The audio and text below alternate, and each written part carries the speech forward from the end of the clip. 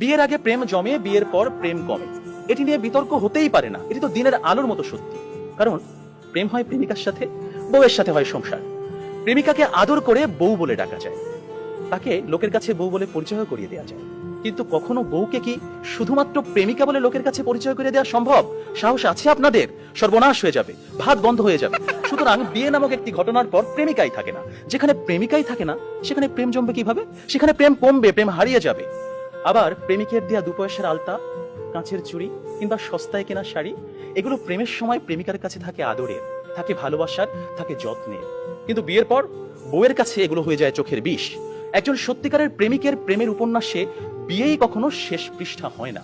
কারণ তারা জানে কোনো কোনো প্রেম না পাওয়াতেই পূর্ণতা খুঁজে পায়। তাই পৃথিবীর শত গল্প, কবিতা, উপন্যাসে প্রেমকে সাজানো হয়েছে না পাওয়ার বেদনায়।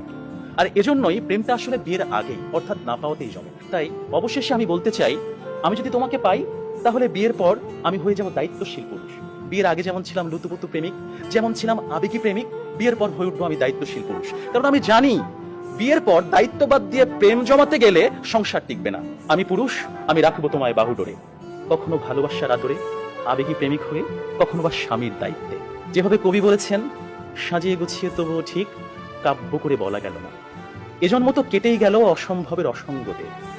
পরের জন্মে বয়স যখন 16ই সঠিক, আমরা তখন প্রেমে পড়ব। একজন প্রেমিকের থাকে দেখা না পাওয়ার কষ্ট, থাকে হৃদয়ের উত্তাল আবেগ।